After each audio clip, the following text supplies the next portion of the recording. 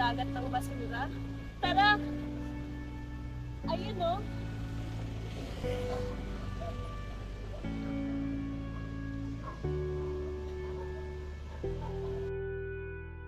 Plastics. Plastics are a wide range of synthetic or semi-synthetic materials that use polymers as a main ingredient. So, dahil sa plasticity nila, it makes it possible for plastics to be molded, extruded, or pressed into solid objects of various shapes.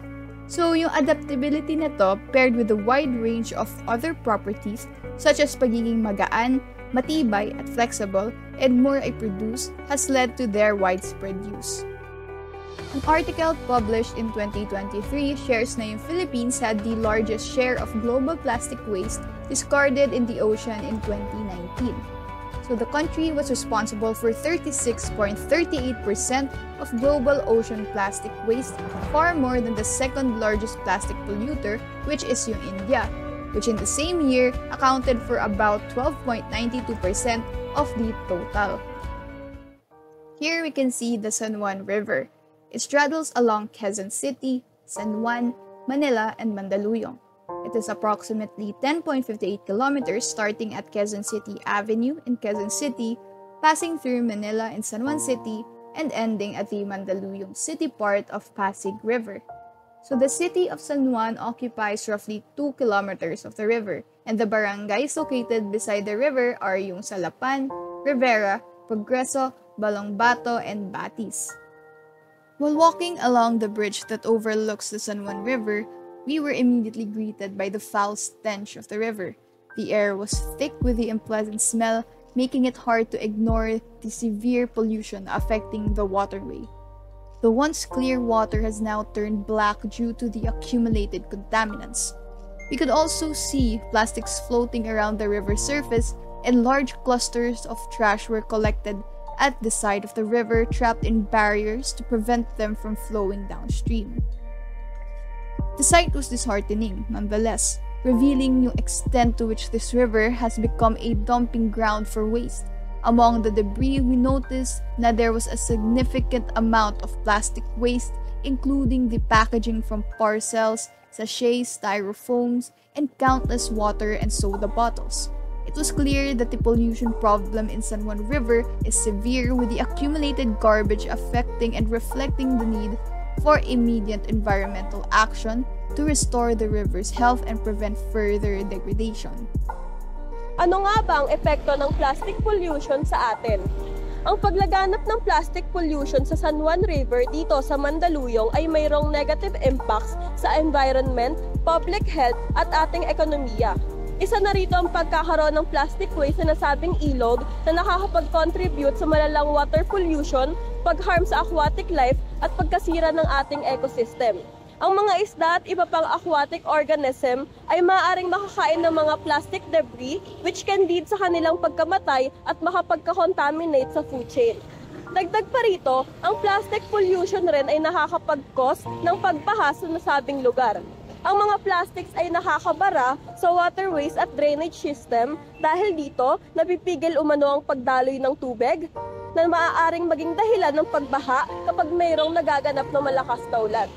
Isa pang negative impact ng plastic pollution ay nakakaapekto ito sa ating kalusugan. Ang plastic ay nakakapag-release ng toxic substances sa tubig na nakakapagbigay ng samot-saring health issues sa ating mga tao. Nakitaan na rin ng methane bubbles dito sa river na ito na nangangahulugang mayroong ongoing na anaerobic decomposition na nagre-release ng harmful gases sa environment. Actually, yan ngayon nakikita natin. Pero what about the invisible one? Yung tinatawag nilang microplastic na di natin nakikita gamit ang normal na mata. Kaya nakakatakot isipin na sa bawat higop ng tubig, bawat kagat ng isda at bawat subo ng gulay, maaring may kasama ng microplastic na hindi natin alam. Ang mga microplastic na ito ay nagmumula sa iba't ibang pang-araw-araw na bagay, mga bote ng tubig, mga plastic bag, at kahit na sa mga damit na gawa sa synthetic fiber. Kaya tutuusin, totoo nga ang kasabihan na what we cast out into the world, return to us in equal measure.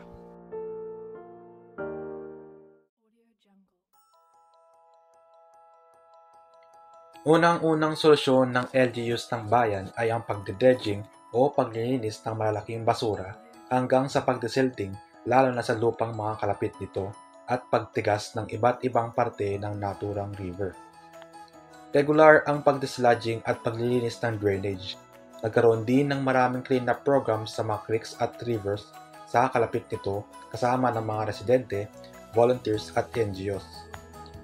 Binigyan din nila ng importansya ang paglilinis ng river kaya nagsagawa ng strict protocols ang national at local sa pagtapon ng basura sa mga daan ng tubig.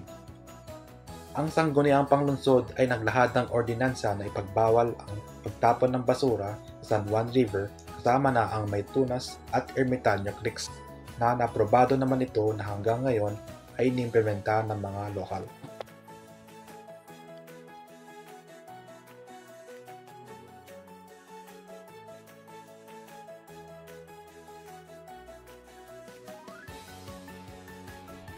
Sa paglibot namin sa San Juan River, napansin namin kung gaano kalinis ang komunidad sa loob kalapit ng river.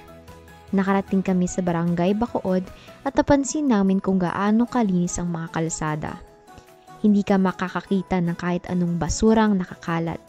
Kahit sa loob ng palengke ay napakalinis. Walang mga nakakalat kahit plastic. Mula sa programang inilahad ng NGO, nagpapatunay na ang mga barangay at residente sa kalapit ng river ay sumusunod sa mga patakaran upang mapalinis lalo na ang San Juan River. Ngunit, kung gaano naman kalinis ang komunidad, hindi pa rin kami makapaniwala sa dami ng basura na katambak sa river.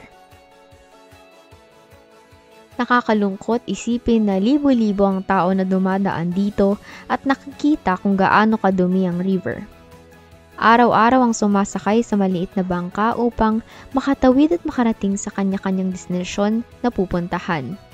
Di may tatanggi na nung naranasan namin mismo, kaming lahat ay puno ng dismaya at lungkot sa sitwasyon na dinadanas ng mga residente dito. Ang river na ito ay nagpapatunay na kakailanganin ng disiplina sa pagtatapon ng basura at pagkakaisa upang bigyan ng prioridad ang ating kalikasan.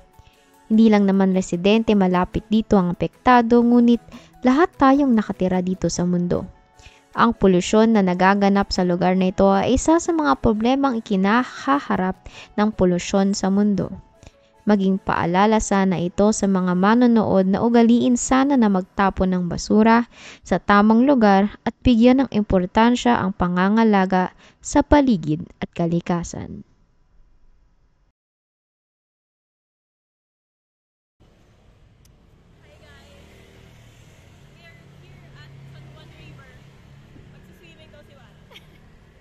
Magbabangka kami later. Ano ba yan? Kasalita pa ako hindi.